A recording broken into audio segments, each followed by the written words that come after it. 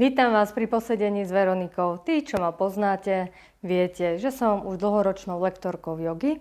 Venujem sa práci s esenciálnymi olejmi a inými produktami od spoločnosti Bevit. Venujem sa taktiež Sun Healingu a aj osobnému sebarozvoju. Poskytujem osobné individuálne terapie s názvom Spojenie s dušou a takisto som vytvorila 21-dňový program s názvom 21 dní pre svoje lepšie ja.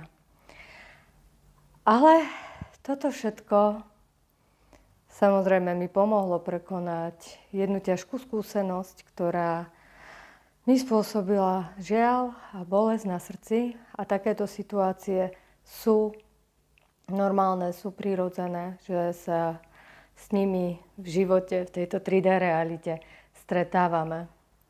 Ale čo mi však najviac pomohlo, bolo to, že som zobrala vankúš a že som sa do neho vyplakala. To, že sme silné osobnosti a že dokážeme veľa vecí zvládať, neznamená to, že nás to nebolí. A pokiaľ aj v našich životoch nastane aj vo vašich niečo, čo vám spôsobí traumu, čo vám spôsobí bolesť, čo vám spôsobí utrpenie, tak najlepší spôsob, ako sa s tým vyrovnať, ako si s tým pomôcť, je dať to všetko zo seba von. Toto je hlavný odkaz dnešného videjka, ktorý vám chcem odovzdať. Nebojte sa prijať svoju slabosť. Nebojte sa ukázať, že ste zraniteľní, že sú situácie v tých životoch, ktoré skutočne bolia. A nehodnoťme ich, nekategorizujme ich. To, že s niekým sa rozhodne rozlúčiť nejaký partner, môže byť pre toho človeka rovnako bolestivé ako niečo traumatizujúce a povedzme si v týchto našich rovinách oveľa horšie. Nekategorizujme to, nevidíme do toho druhého človeka a nevieme, čo sa v jeho vnútri deje, čo to spôsobuje.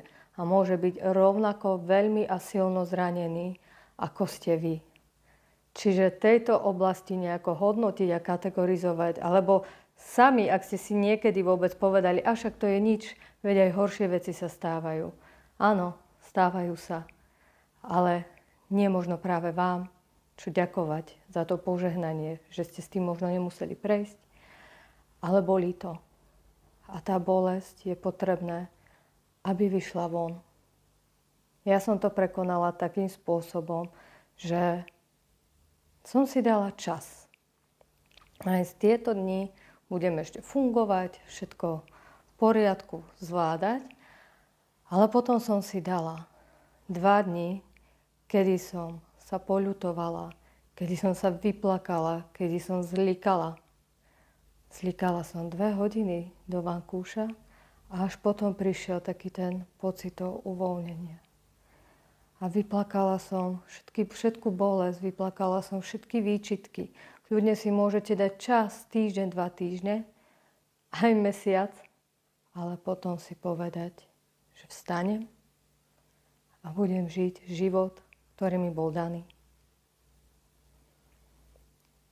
Pomohla mi práve aj tá osobná terapia, stretnutie s dušou, kde sa to už tak pekne dočistilo, doľahlo. Takže toto je to, čo vám odporúčam. Vyplakať sa z toho. Dajte si čas na to, aby ste tou bolesťou prešli, aby ste ju prezreli. Ale zároveň potom rozhodnutie, že stanete a pôjdete ďalej.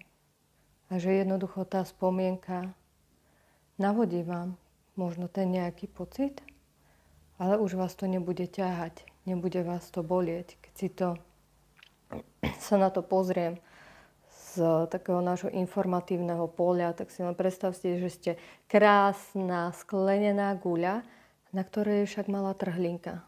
A pokiaľ sa táto trhlinka nezacelí a nejaká informácia, ktorú vám môže hocikto, hocikedy povedať, vám tam zíde, tak vás to zase stiahne. Budete sa trápiť, bude vás to bolieť. Čiže toto bol spôsob, akým som si ja tú moju trhlinku zacelila, zahojila. Dajte si aj vy čas na to, aby ste sa mohli zahojiť. Je to potrebné, aby vás to neprenasledovalo ďalej.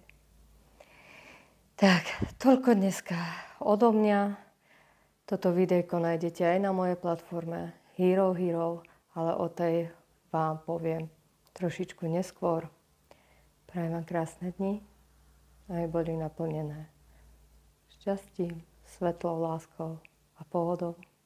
A vidíme sa opäť niekedy na budúce. Ahojte.